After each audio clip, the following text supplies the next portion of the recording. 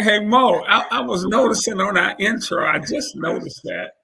And welcome everybody to the latest edition of You Get What You Get. I'm Ricky Hampton, along with Milwaukee Bucks legendary center Paul Mokeski. Mo was part of one of the great runs in Milwaukee basketball.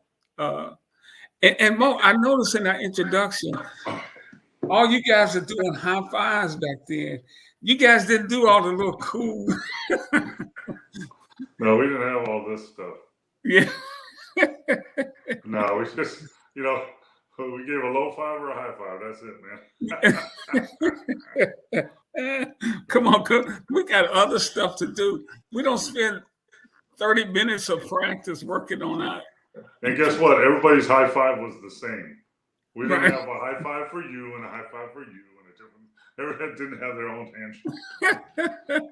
Hey, how you doing, big fella? I'm good, man. Get ready for the NBA playoffs. Man, Mo, I am so excited about this year's NBA playoffs. I think we're going to have some great matchups, some very interesting matchups. And I can't wait to pick your brain about what you think is going to go on.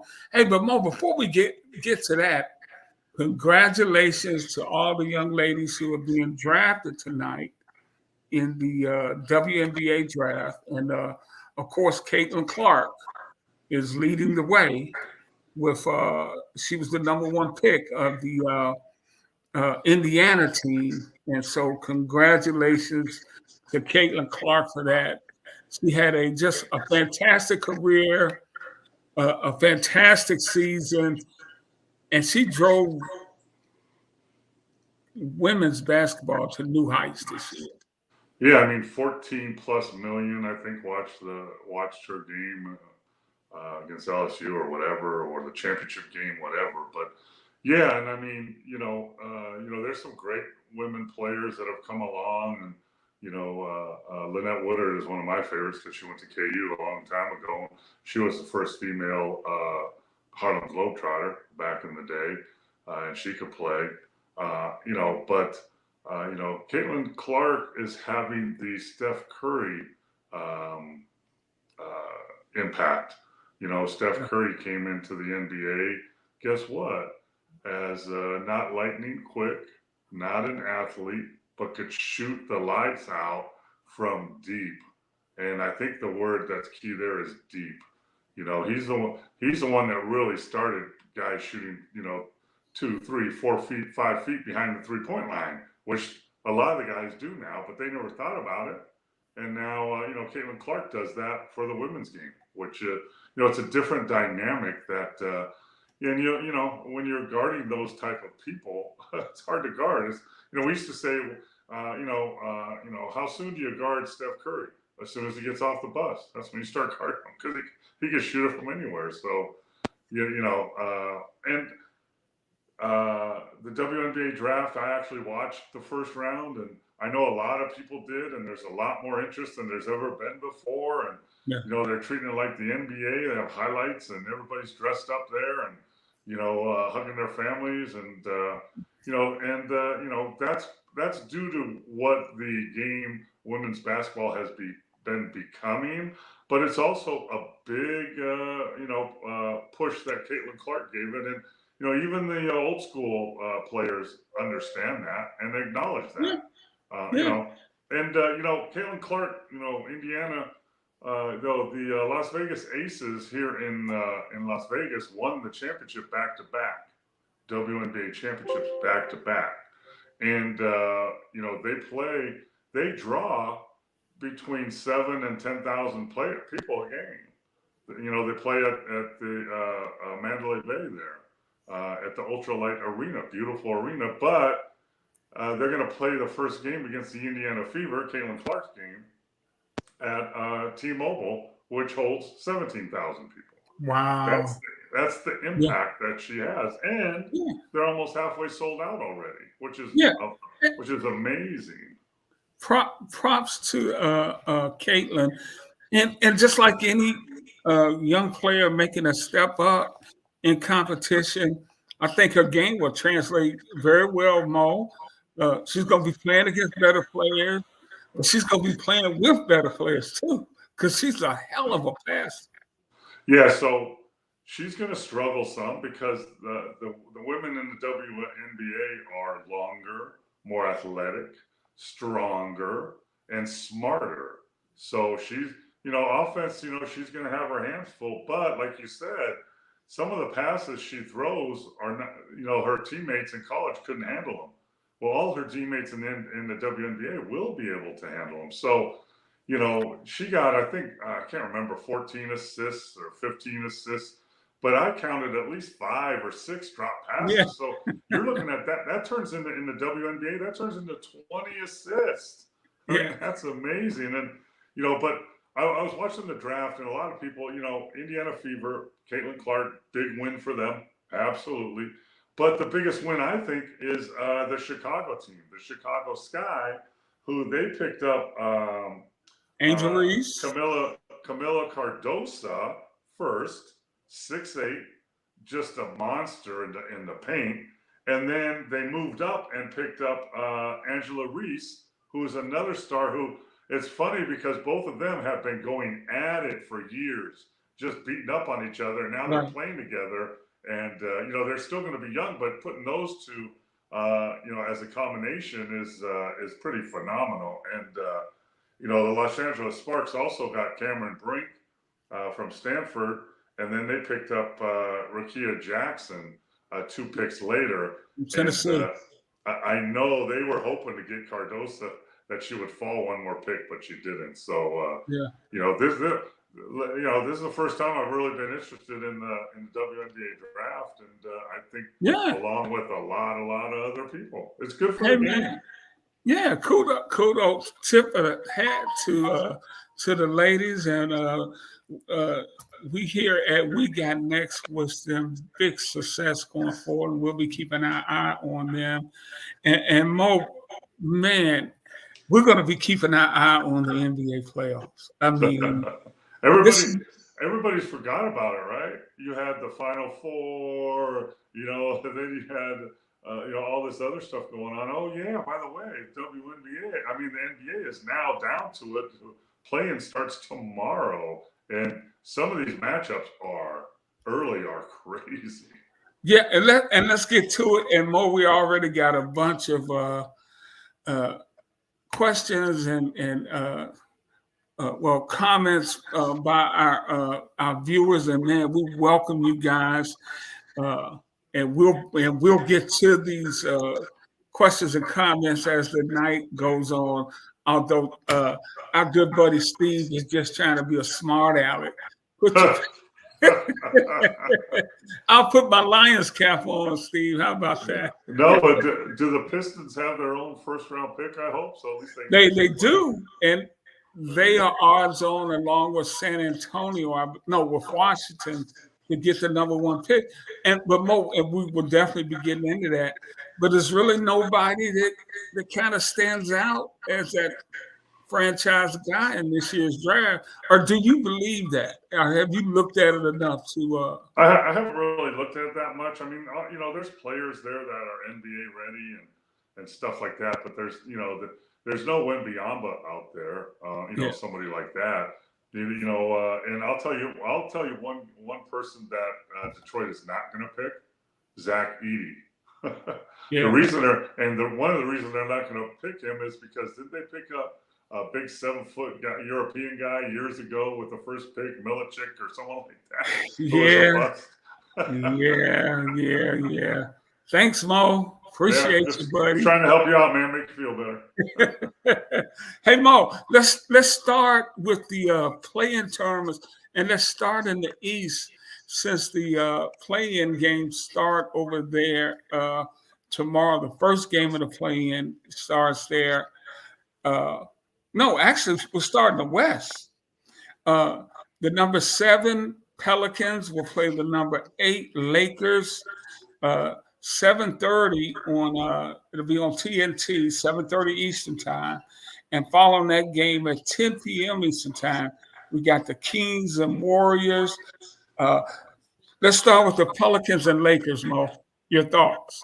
Well, first of all, I'm already hearing rumors that the Lakers are going to not try to win that because whoever wins that series gets Denver Nuggets in the first round.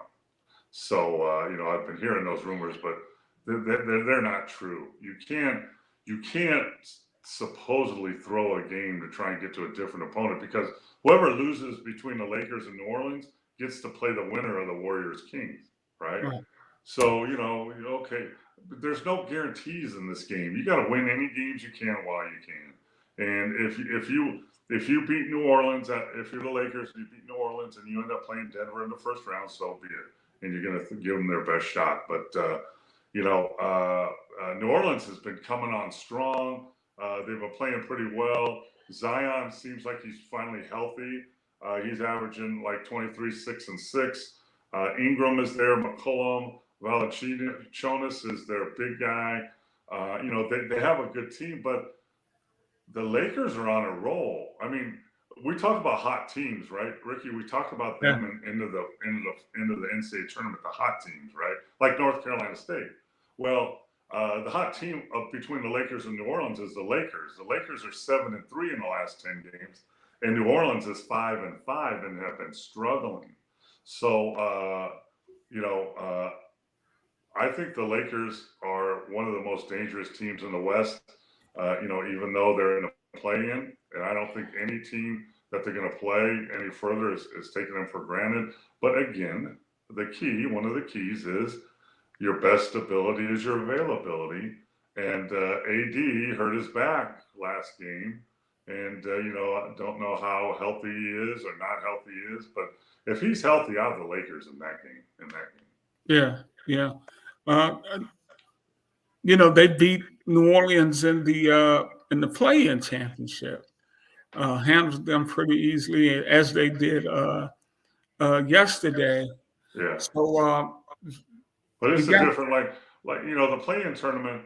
I went there. It was in November. It was so long ago, and remember how heavy Zion right. looked. Yeah, he He's was not that barely getting anymore. them down the court. Yeah, And there is, they recently Lakers handled New Orleans really easily recently. However, at this point in the season, guys are being rested. So, you can't put too much, on that. But, I just think the Lakers are playing well now. They're 7-3 in the last 10 games. As a coach, when things aren't going great and you're not where you want to be, I'm sure they would like to rather be fourth or fifth or third. You tell your players, we're right where we want to be, guys. yeah. We're in the play-in again. That's where we want to be. That's where we were last year. And Mo, they got a gentleman by the name of LeBron James on that team too. Yeah, I mean, and they have a solid roster.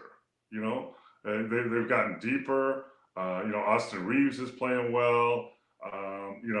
But my big question mark for them for the last few years has been D'Angelo Russell. Will he show up?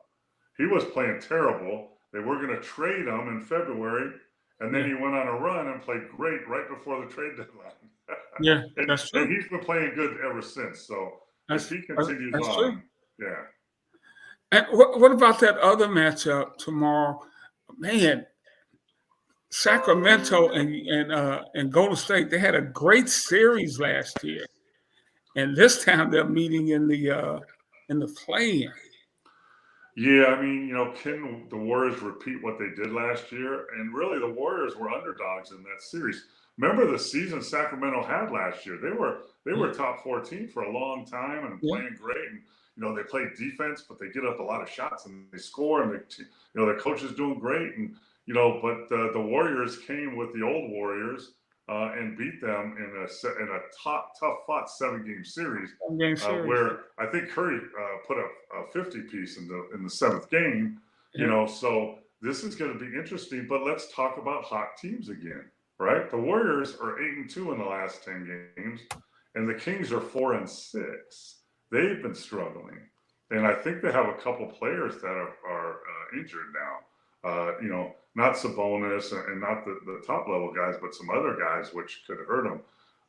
Not so much in a 1-game series though, but it's going to be an interesting game. And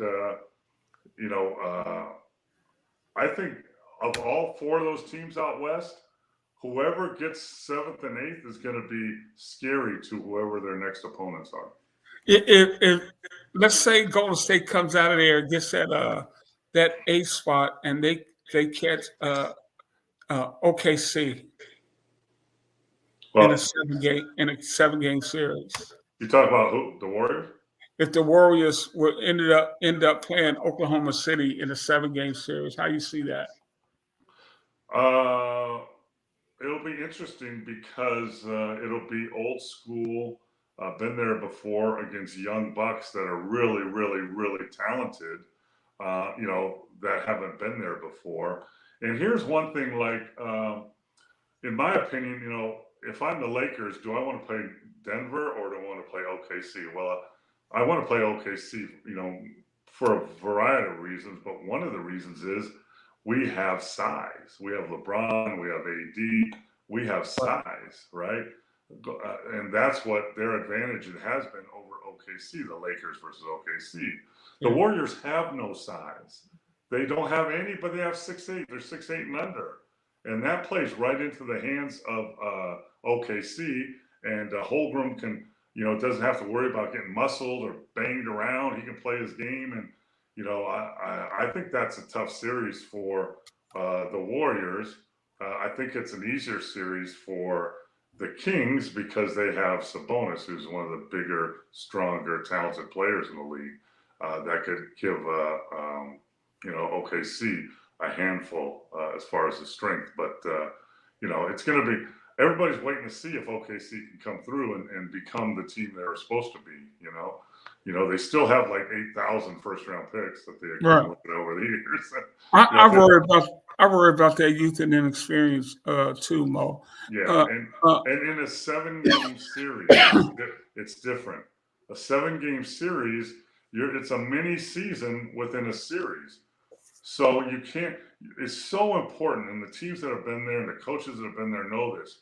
In a 7-game series, you can't get too high when you win and too low when you lose, or else you're in trouble. Because you could go up in a series 2-0, like I did when I was coaching in Dallas and we played Miami, and we went up 2-0 and everybody's flying high and feeling good, and then they spanked us 4 in a row because we weren't mentally ready for that.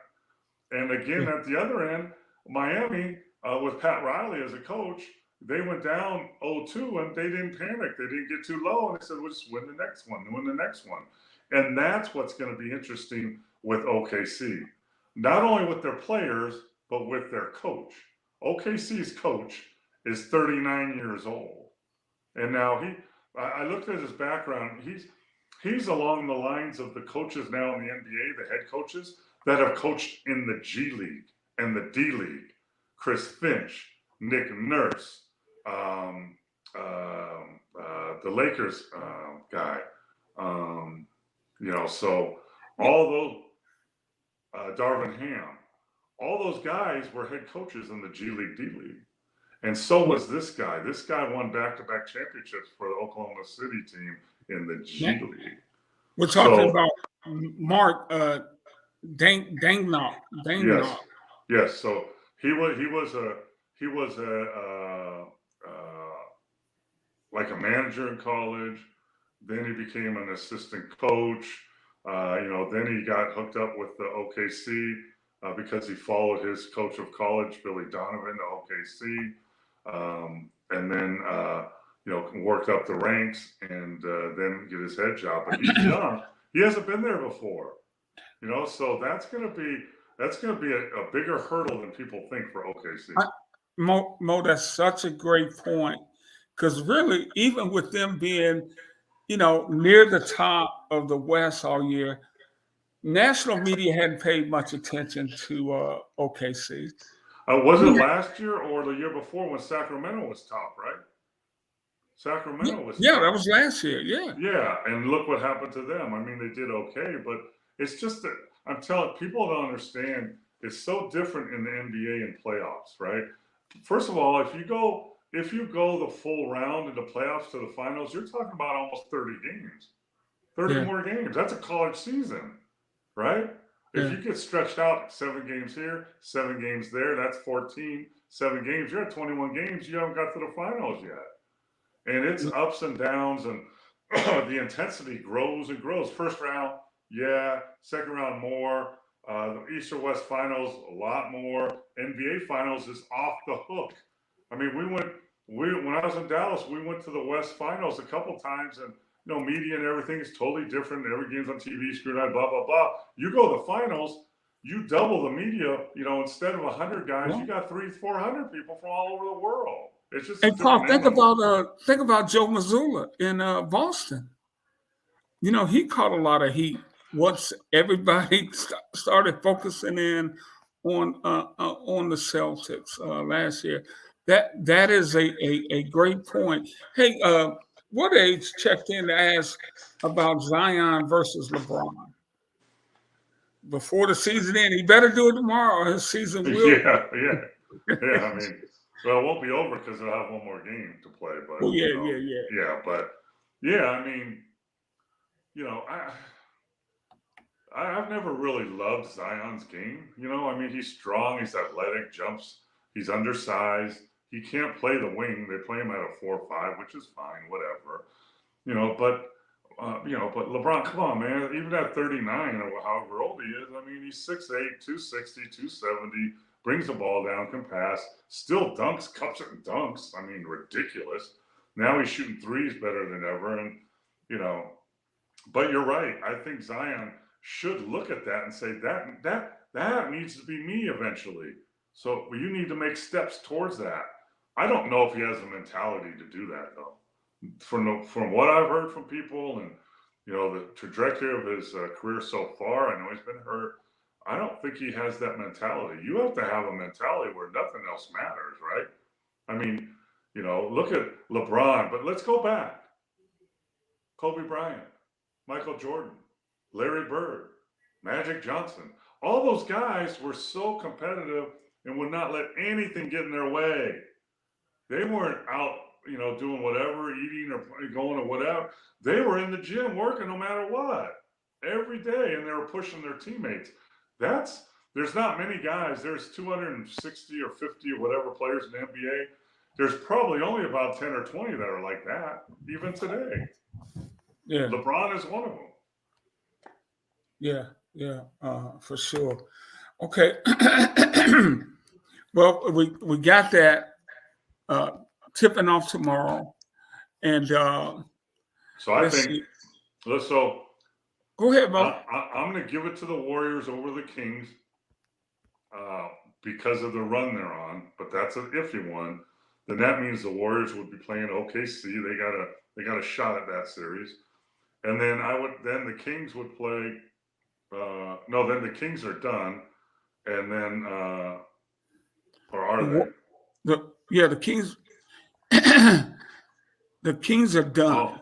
No, so if the Warriors win, then they're going to play the loser of Lakers, New Orleans. Pelicans, right? Which I think will be New Orleans, and New Orleans might be able to get that game. So that'll be interesting. Okay, so Wednesday we got number 7 seed Philadelphia 76ers, who now have Joel Embiid back versus the Miami Heat. Two veteran teams. We know the Heat don't care where they are. They seem to rise to the playoffs. We got them playing tomorrow at 7:00, followed by the Chicago Bulls and the Hawks. So, the Bucks lost the 2nd seed yesterday, right? Mm-hmm. But I'm telling you, the coaches of the Milwaukee Bucks coaches were celebrating because now instead of playing the winner of Miami and Philly, you're going to go play Indiana. Are you going to take? Do you want to play Miami or Philly, or do you want to play Indiana in a 7-game series? So it's not even close. So and Milwaukee struggled against Indiana. Indiana has I saw him play here in Milwaukee. I mean, in Vegas a long time ago in the play-in in the early season tournament. They've struggled against them all year. But I'm telling you, if you take a vote of all the players and all the coaches, who do you want to play in a 7-game series? Philly with Embiid now, Miami, or Indiana, and they're going to pick Indiana 98% of the time. So, and Indiana scores a lot of points, Mo, but that's going to be different in the playoffs. And talk to our viewers about when teams can get in series and just lock in on that one opponent for the next 2 weeks. well, you get more into individual personnel tendencies and which way to push them and what to make them do, and also team wise, you get into strategies and maybe they're not handling our zone very well. We really lock into by the time you're in when you're playing in the NBA, when you're playing in a 7-game series. And I was an advanced scout for Dallas, and this is what my job was. We have a notebook this thick of what that team does, all their plays, all their play calls, what they run at timeouts, what their substitution patterns are, what every group in the game wants to do. This group wants to run, then he goes smaller. All of that information we have, and the more we play them, the more we hone in on it. It's unbelievable. People have no idea the scouting that goes in. So, and Mo, before you go further, and that's a lot more detail of when you're seeing them on the second night of the back-to-back or the first night of the back-to-back. Yeah, so you're gonna go play Philly. You're Milwaukee, and you go play Philly. So maybe we played in Cleveland last night, so we're gonna get into Philly, and we're gonna wake up and go to breakfast and have a meeting. We're gonna watch film on Philly for about 15 minutes. Then we're going to go through a game plan on Philly, and then we're going to play them. That's how that works. When you play Philly in a 7-game series, we have 2 or 3 days to prepare. We've watched specific breakdown film on every player, every set they run. We've run their sets on the court and how we're going to guard them. We're going to guard this play this way, and then this will be our backup to that. Then if that's a problem, we're going to switch all that, and we have days and hours to go through it. So it's just. It's preparation times 1,000. Yeah, absolutely. So we got that the Bulls and Hawks. The winner of that is going to lose to who? I mean, they are.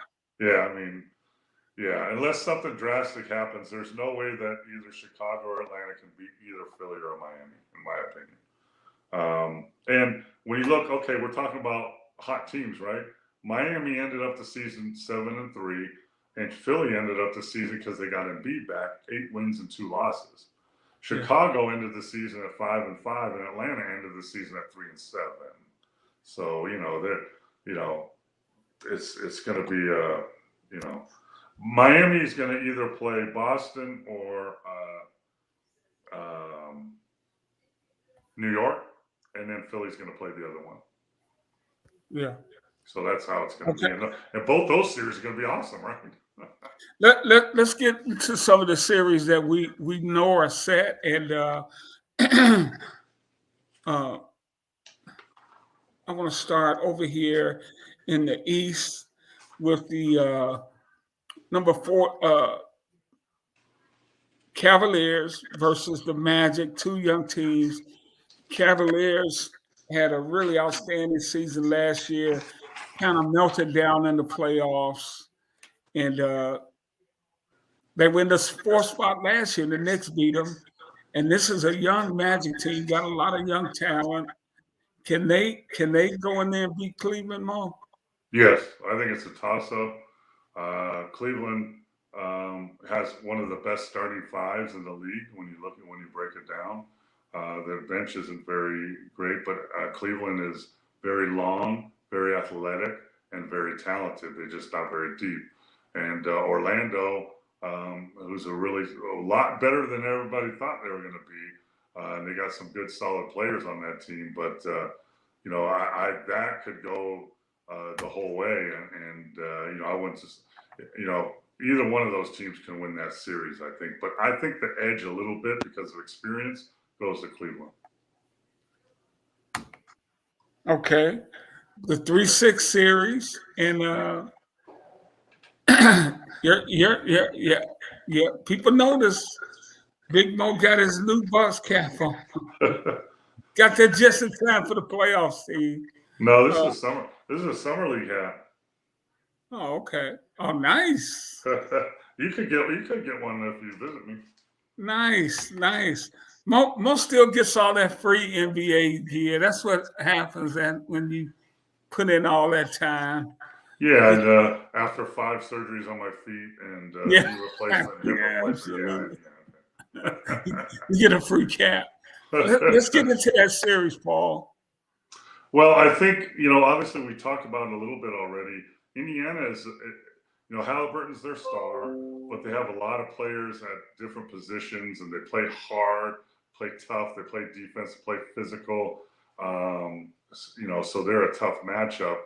But in the long run, the Bucks are a better team. They're deeper. They have more experience, and I don't care what their record was during the season. Like I said, the playoffs are a different animal. And even though Doc Rivers, yes, Steve, he is struggling at 500, but he has won a championship, and that team has won a championship. I think, they're going to be fine against Indiana.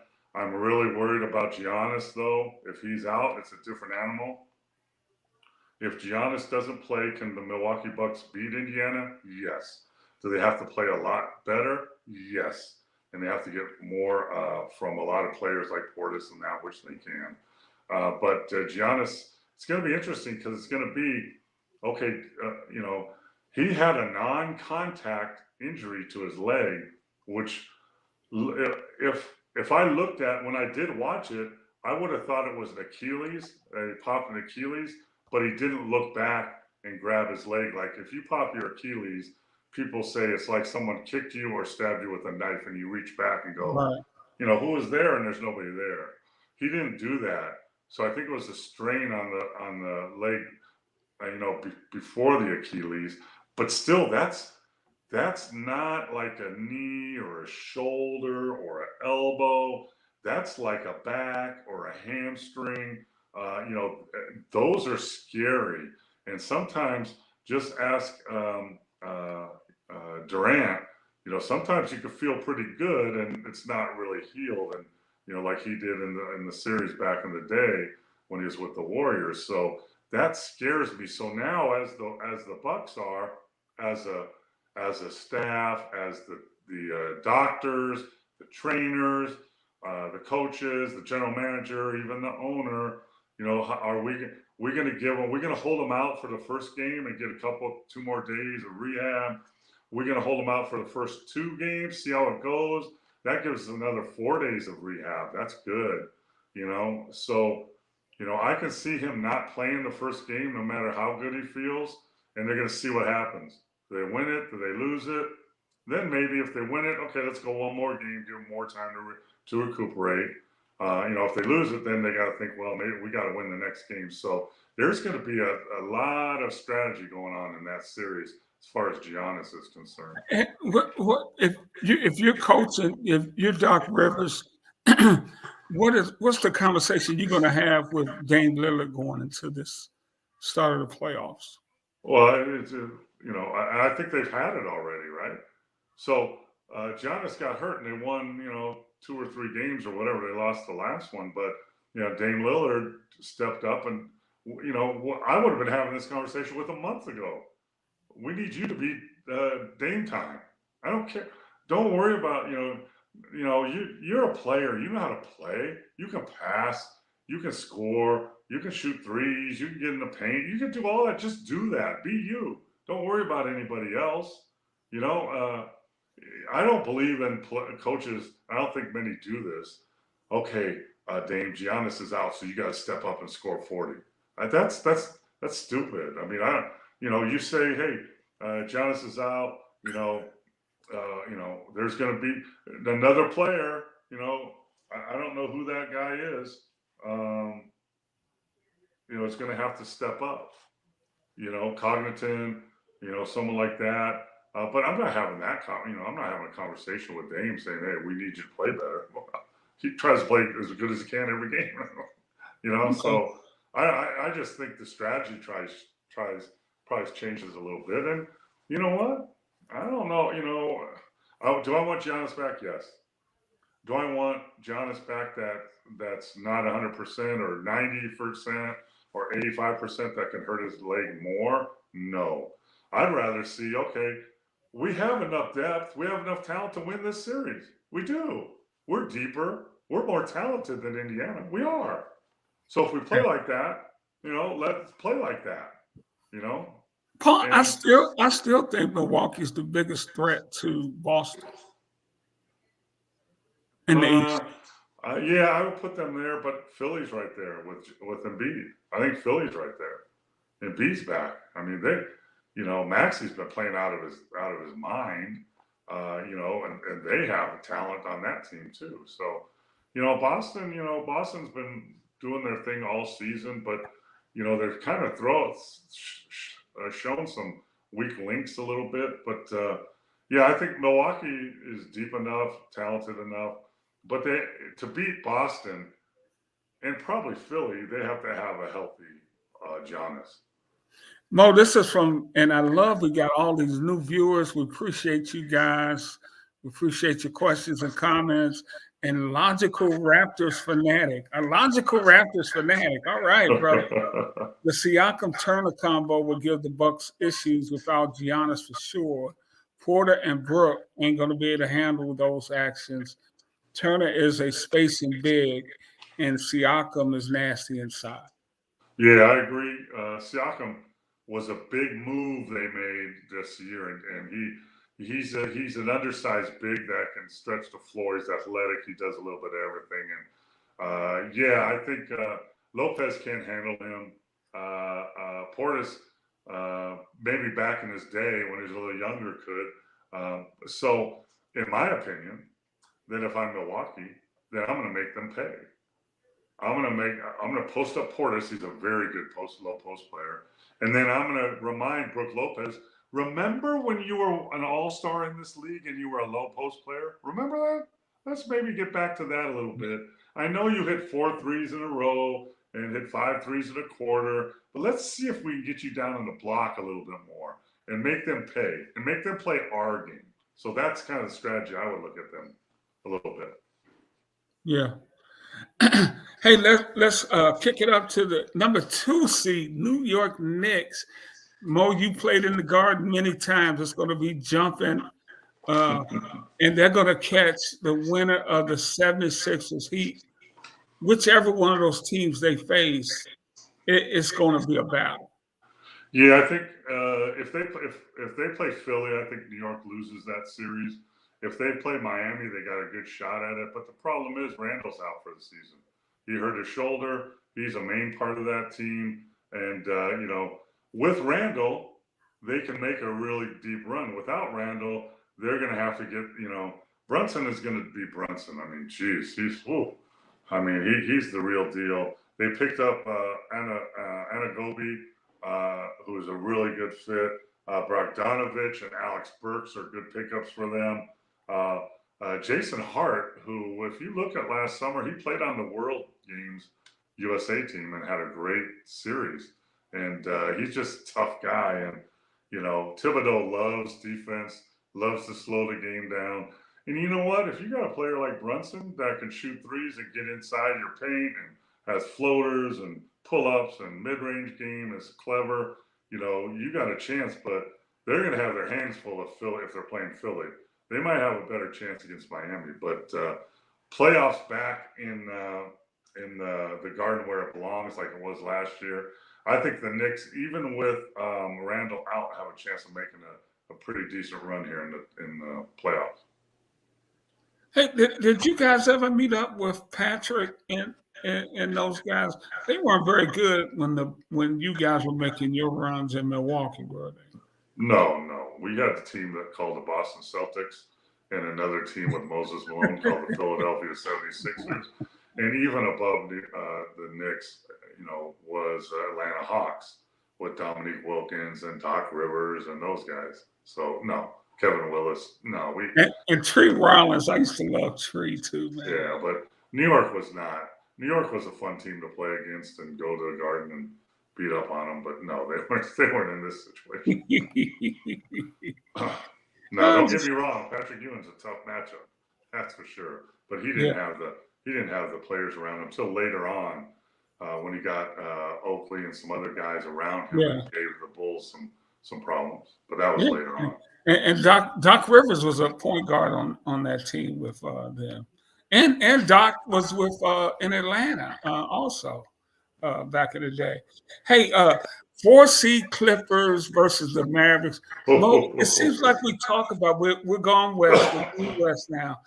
Mo, it seems like we talk about the Clippers every year with the talent these guys can run out there on the floor. They're going to be the 4th seed playing. Who did I say they were playing? Dallas. Dallas. So red hot Dallas Mavericks. Okay, what about this one, Mo? Well, you're looking at the Clippers, who have been one of the most talented, deepest teams in the NBA over the last 2 or 3 years since they picked up Kawhi. And Ballmer spent billions of dollars, and they're building a new arena. But they've been underachieving and also beat up and injured. Kawhi's been hurt on and off. Paul George has been hurt on and off. But I mean, okay. Do you want to coach this team? James Harden, Kawhi Leonard, Paul George, Zubac, Norman Paul, Westbrook, Plumlee, Terrence Mann, Daniel Theus, PJ Tucker. You want to coach that team? Sure. Wow. I mean, look at their roster. I mean, they have everything, right? And Westbrook's coming off the bench now. He was hurt a little bit earlier. Zubac is 12 and 10-9 guy. He's, Paul George is still 23 points a game. Kawhi is 24. Harden is 17 and almost 10 assists. So, they're a team. I mean, their talent is there, but they just haven't performed for whatever reason. And now, but if the Clippers are playing last year's Dallas team, no problem. It's not a problem. Yeah. But Dallas made some moves now. Dallas picked up some bigs, Daniel Gafford, PJ Washington, really athletic guys that can catch lobs and dunk it and shoot some threes. Derek Lively, they picked up, I think, from your Pistons, who's a legitimate 7-footer. Last year, Norman Powell and Kleber at 6'10", those were their bigs. Now they don't even play anymore, right? They're backups. And then you got Harden, Josh Green, Grant Williams, and then some guy named Luka and another guy named Kyrie, who are starting to learn how to play together. If Dallas with that roster will play some defense, they can do some damage. So, I give the edge. I can't believe I'm saying this because I never really loved their roster, but they've made upgrades in their big positions. I have Dallas in that series, but it should be a good one. As long as I think Kyrie's hurt again. Kawhi's hurt again. I think I don't know. He needs to be healthy. Mo, and again, you're right on point. Them picking up Gafford from Washington, which they really just gave away. This guy made 33 straight field goals, and the thing about it, most of them are just dunks and that. But he rebounds, he dunks the ball, and he can catch Luka's passes. Like you watch Luka play, if you don't catch his pass, he gets pissed off. He and PJ Washington and Lively can catch his passes. So that's important. And we all know Luka's moody, right? And Luka's temperamental. Kyrie is Kyrie, very good with the basketball, can shoot the hell out of it, can score a lot of points. But Luka's the key to that team, right? So, if I'm preparing to play Dallas, I'm going to find 2 of my guys that are a little nasty, a little physical, got a little BS in them, and I'm going to say, listen, when you go in a game, just give it to Luka. Just talk to him, just push him, foul him. I don't care if he goes to the free throw line, And see, he can get pissed off. He can get kicked out of the game. You don't know. Yeah. And Mo, a guy like Gafford is the perfect example of what you talk about, knowing your role. He knows his role, and he goes out and does it. See, PJ Washington that they picked up, he's about the same build, the same look, but he's a 3-point shooter kind of guy. So, he's kind of that guy. But like you say, Gafford knows I'm going to set picks, I'm going to roll, I'm going to catch lobs and dunk it. That's what I'm going to do. Yeah. He's a good fit. They picked up those guys, big deal. They're not big names. Those are the guys you need to fill in your roster that can help you win 7-game series in the NBA. Yeah. Steve's talking about the Washington Pistons general manager. I think that I'm here in Detroit. I do believe the guy here will get fired. I mean, especially after threatening to kick a fan's ass during the game. I mean, Steve, I'm going to tell you right now, a lot of people, whoever's listening out there, you would be surprised what percentage of NBA teams have no idea what they're doing. I'm going to tell you, they don't. I mean, they have guys in charge making decisions. I'm telling you, I've been in those rooms, man. A lot of them have no idea what they're doing and have egos getting away and perceptions getting away, and they listen to the wrong people. I mean, just look at where the New York Knicks were years ago, right? They were paying like 5 coaches at the same time, from Larry Brown to Isaiah Thomas, paying them all at the same time and signing players to, $1 million deals that couldn't play. I mean, you'd be surprised how many, front offices are not that sharp, man. Sorry. Absolutely. And that's throughout sports, man. Not just the NBA. I mean, some of these guys, you wonder what the hell are they doing? Hey, Timberwolves versus Suns. Timberwolves, the 3 seed, Mo, they were the 1 seed for, 80% of the year versus the Suns. Let's get into this matchup. What you think? Well, they were the number 1 seed till Anthony Towns got hurt, right? Yeah. And he's one of the best bigs in the league. Shoot threes, triple-double guy, rebound. So he went down and they struggled. They still held. I'm surprised they ended up at the 3 spot where they did, because everybody was jockeying for position. Obviously my friend Chris Finch is the coach, and I think people are realizing how good he really is. He figured out how to play 2 7-footers plus guys in the game at the same time. Anthony Towns and Anthony Gobert. Gobert is a shot blocker, rim protector, dunker. And Towns is more of an outside combo, more high-low guys, like the old school, Kevin McHale, Parrish, Bird. Then they have Conley at the point, who's a veteran point guard, really smart, makes that team go.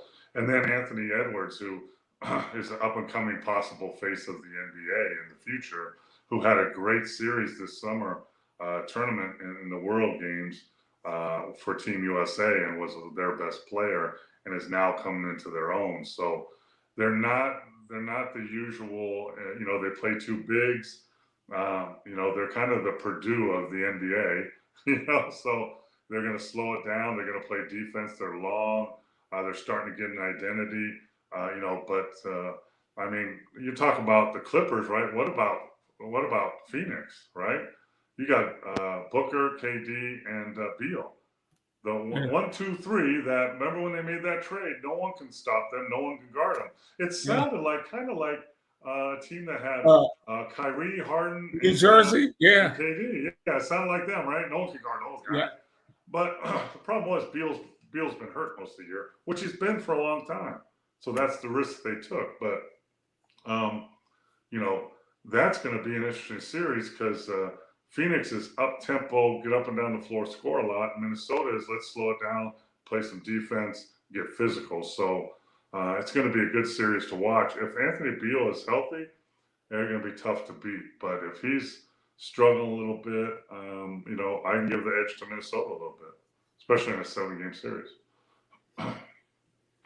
We kind of touched on the Nuggets, that they have to play the Pelicans or Lakers. And they're hoping for the Pelicans, by the way. and I think the Thunder, number 1 seed, they're very. I think they're vulnerable, Mo. They're very talented, but I think they're very vulnerable because of their inexperience. And explain to the viewers why experience is important in the playoffs. Well, like I said, experience. Like I said, you can't get too high and you can't get too low. A 7 game series lasts 2 weeks. So you might blow a team out by 30 and feel good about yourself, and the next game they spank you because you're not ready. So it's as much mental and emotional as it is physical. And you got to know how to get rest, when to push yourself a little bit. That comes on the coach a lot. The coach the coach who's been through it before knows how to do that. Most coaches' tendency is we need to practice to get better. In the NBA, that's not true. Sometimes you need to rest to be able to be better prepared to win the next game, and that's what 7 game series are. And OKC's coach has no experience in 7 game series like that. So, it's going to be interesting. But let's say they get past the first round, and then they're going to play either the Clippers or Dallas in the second round. That'll be interesting too for them. Yeah. Doesn't get any easier. But once you're in the playoffs, it just doesn't get any Yeah, easier. it's not going to be easy. It get harder and harder, and that Yeah. we just you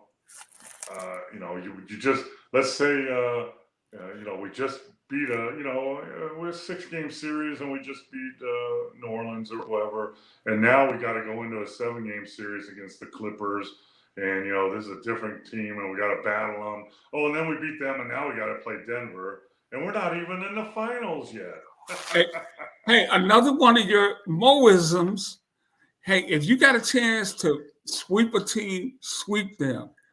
Do not extend series because anything can happen. Correct? Injuries can happen. I'm telling you, you've been in my office. I have a picture of me after we were in the NBA Finals when I was coaching with Dallas, and we beat Miami in Game 2. So we're up 0-2 going to Miami, and everybody felt great. And we lost Game 3 in the last second, and then we got blown out in Game 4, and then we lost Game 5 in overtime, and then we were psychologically messed up and we lost Game 6 in Dallas, and it happens that fast, Yeah. and that's not even talking about injuries. One of your best players turns his ankle, now he's limping for the rest of the series. You need to learn that the hardest thing in the NBA to do in the playoffs is end a series, is to eliminate a team. I don't care if you're up 4-0, 3-0. The hardest thing is to get that fourth game. It just is, and you got to do it as quickly as you can. Hey, Mo, we're running out of time. I got some other things I want to get to touch on, but Steve has a thing here about the Nuggets. Not as good as last year, but they still got the Joker. Yeah, Steve, you're right. They're as good as last year with their starters, but their bench is not as good. They lost 2 key members of their bench, and now they're relying on a couple other guys like Steve Brown. Brown from KU. From last year, Brown. Yeah. Yeah, so they're not as good as they were last year, and I think that's going to show in a 7 game series. Their starting 5 is as good as any starting 5, but we tell you, in a 7 game in the playoffs, 7 game series lasts 2 weeks. You go another round, that's a month now, and now you still got 2 more rounds if you get to the finals. That wear and tear on your starters, they're all playing 38 minutes a game. That's hard, So I agree. They're not as good as they were last year. Hey, Mo.